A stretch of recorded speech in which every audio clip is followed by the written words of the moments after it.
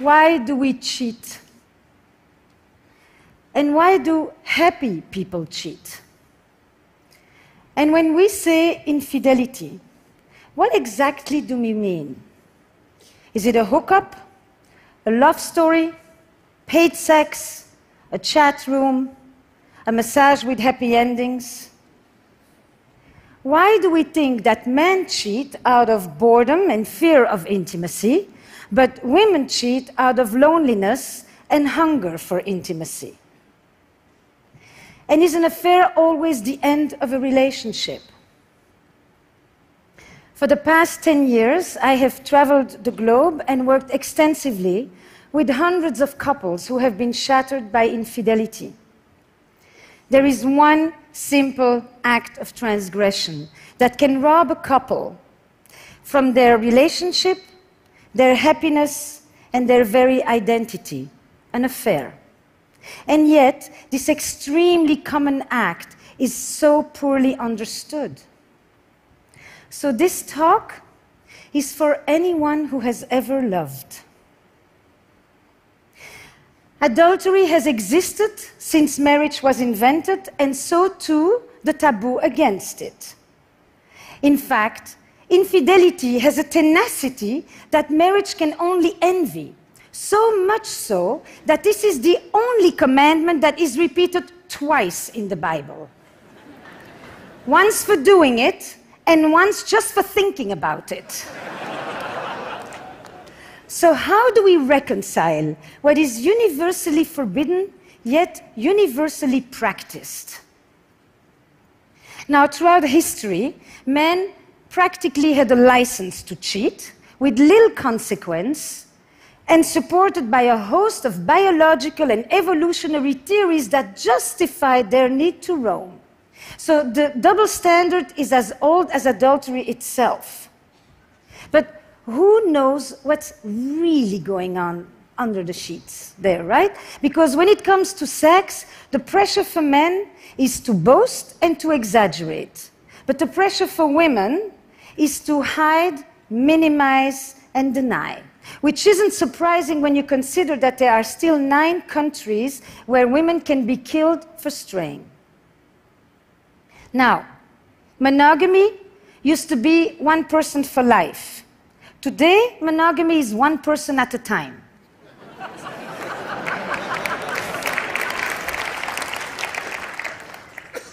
I mean, many of you probably have said, I am monogamous in all my relationships. We used to marry and had sex for the first time, but now we marry and we stop having sex with others. The fact is that monogamy had nothing to do with love. Men relied on women's fidelity in order to know whose children these are and who gets the cows when I die. Now, everyone wants to know what percentage of people cheat. I've been asked that question since I arrived at this conference. It applies to you. But the definition of infidelity keeps on expanding.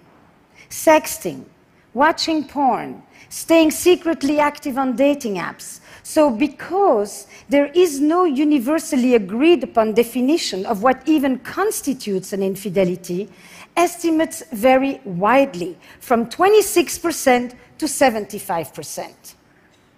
But on top of it, we are walking contradictions. So 95% of us will say that it is terribly wrong for our partner to lie about having an affair, but just about the same amount of us will say that that's exactly what we would do if we were having one. Now, I like this definition of an affair. It brings together the 3 key elements. A secretive relationship, which is the core structure of an affair, an emotional connection to one degree or another, and a sexual alchemy.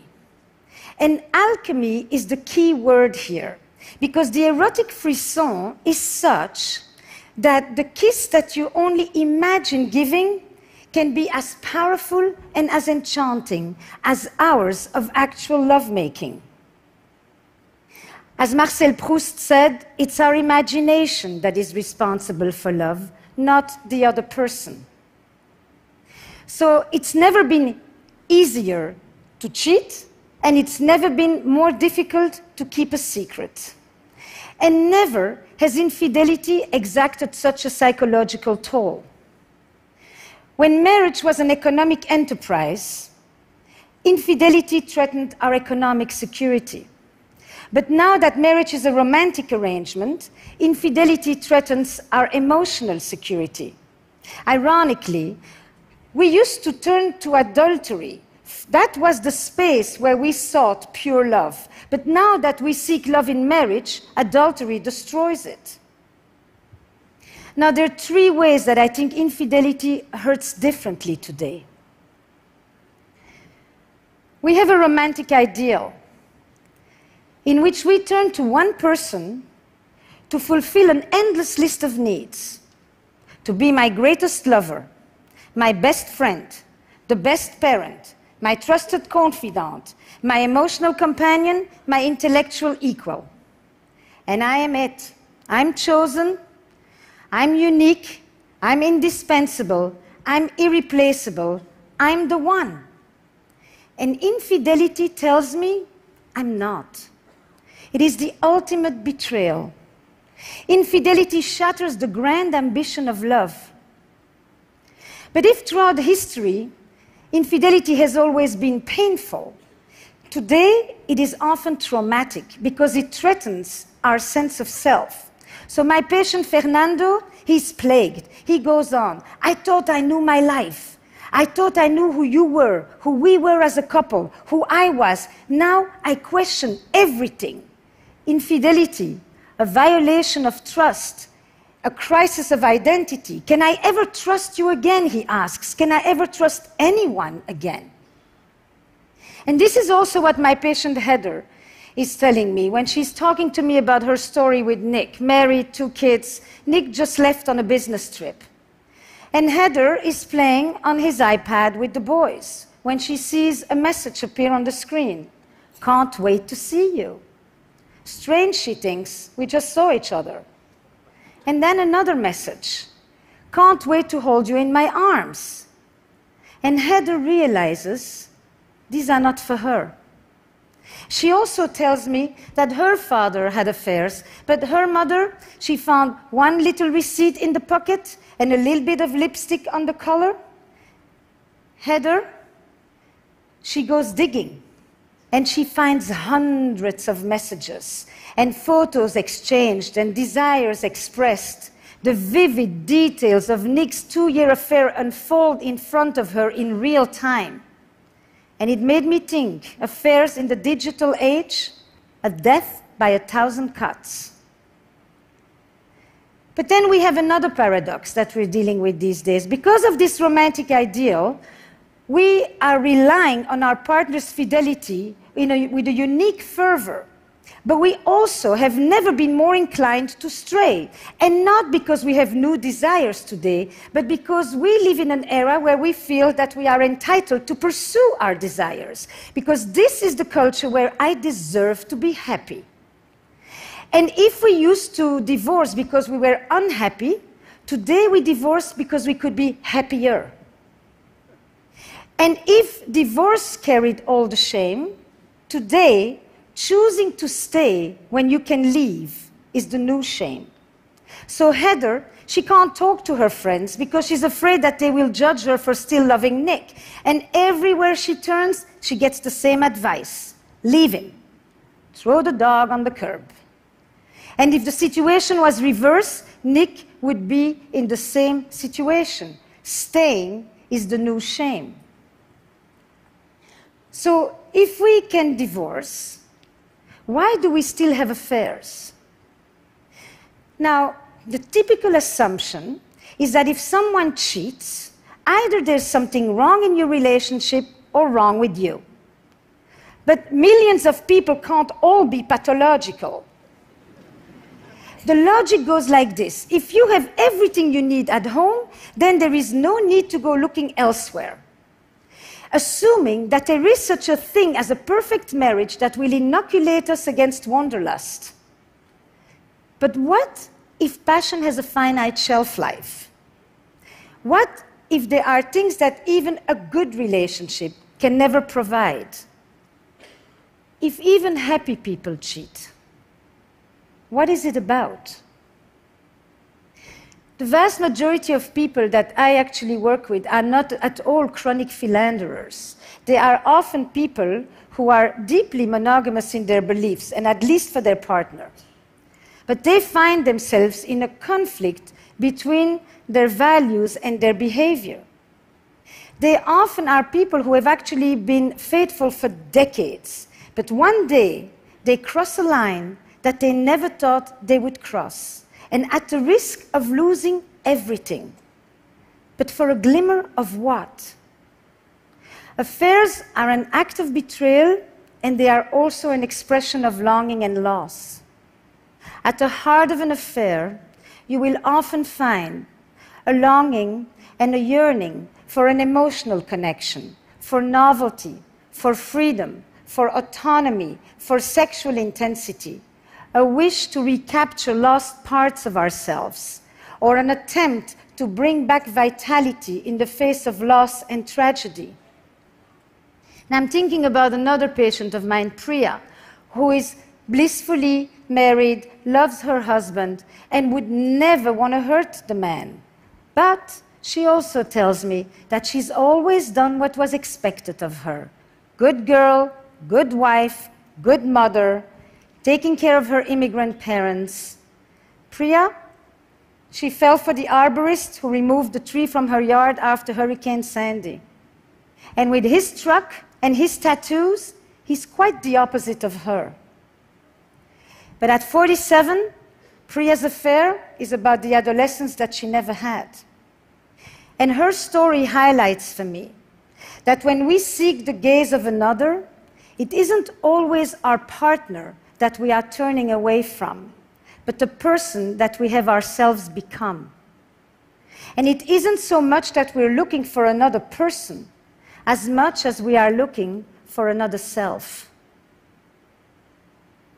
Now, all over the world, there is one word that people who have affairs always tell me. They feel alive. And they often will tell me stories of recent losses, of a parent who died, and a friend that went too soon, and bad news at the doctor.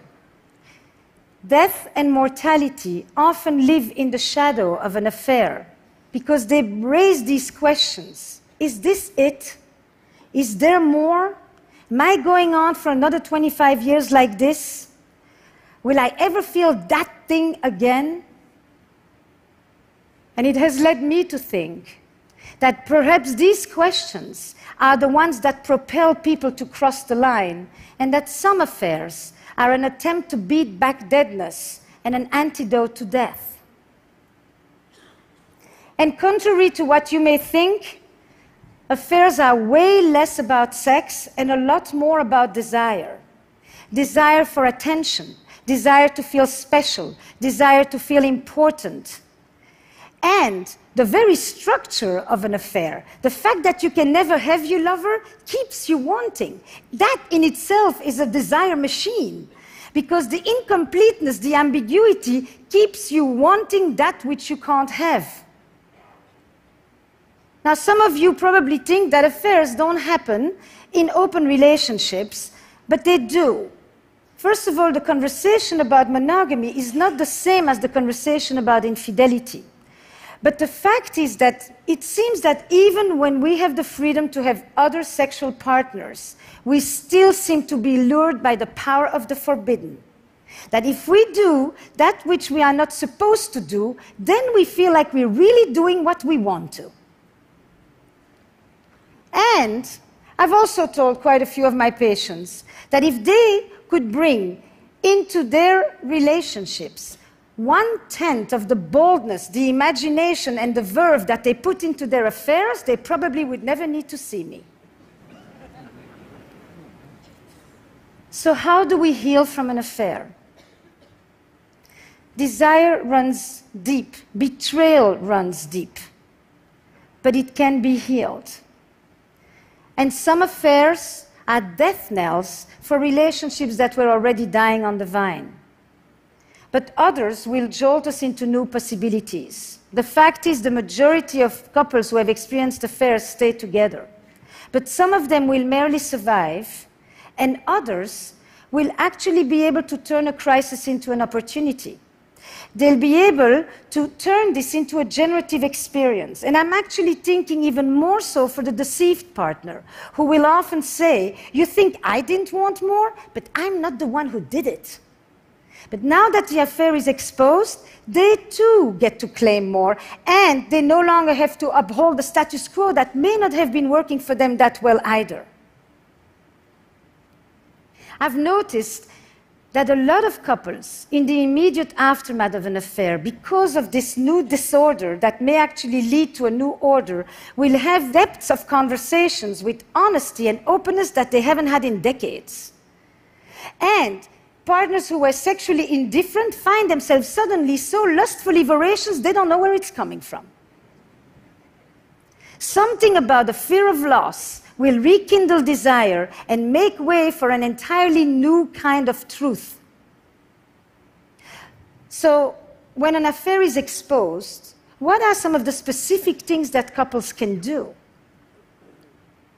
We know from trauma that healing begins when the perpetrator acknowledges their wrongdoing.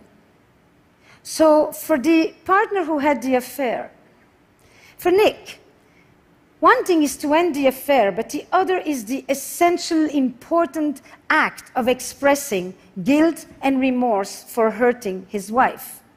But the truth is that I have noticed that quite a lot of people who have affairs may feel terribly guilty for hurting their partner, but they don't feel guilty for the experience of the affair itself. And that distinction is important. And Nick, he needs to hold vigil for the relationship. He needs to become, for a while, the protector of the boundaries. It's his responsibility to bring it up. Because if he thinks about it, he can relieve Heather from the obsession and from having to make sure that the affair isn't forgotten. And that in itself begins to restore trust. But Heather, or deceived partners, it is essential to do things that bring back a sense of self-worth, to surround oneself with love and with friends and activities that give back joy and meaning and identity. But even more important is to curb the curiosity to mine for the sordid details. Where were you? Where did you do it? How often? Is she better than me in bed? Questions that only inflict more pain and keep you awake at night. And instead, switch to what I call the investigative questions. The ones that mine the meaning and the motives. What did this affair mean for you? What were you able to express or experience there that you could no longer do with me? What was it like for you when you came home? What is it about us that you value? Are you pleased this is over? Every affair will redefine a relationship, and every couple will determine what the legacy of the affair will be. But affairs are here to stay, and they're not going away. And the dilemmas of love and desire, they don't yield just simple answers of black and white and good and bad and victim and perpetrator. Betrayal in a relationship comes in many forms. There are many ways that we betray our partner, with contempt, with neglect, with indifference, with violence. Sexual betrayal is only one way to hurt a partner. In other words, the victim of an affair is not always the victim of the marriage. Now, you've listened to me, and I know what you're thinking. She has a French accent. She must be pro-affair.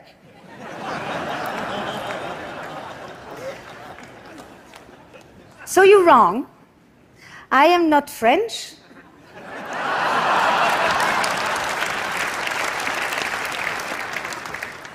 And I'm not pro-affair. But because I think that good can come out of an affair, I have often been asked this very strange question: would I ever recommend it? Now, I would no more recommend you to have an affair than I would recommend you to have cancer. And yet we know that people who have been ill often talk about how their illness has yielded them a new perspective. The main question that I've been asked since I arrived at this conference when I say I do a talk about infidelity is for or against? I said yes. I look at affairs from a dual perspective. Hurt and betrayal on one side, growth and self-discovery on the other. What it did to you and what it meant for me. And so when a couple comes to me in the aftermath of an affair that has been revealed, I will often tell them this: today in the West, most of us are going to have 2 or 3 relationships or marriages. And some of us are going to do it with the same person. Your first marriage is over. Would you like to create a second one together? Thank you.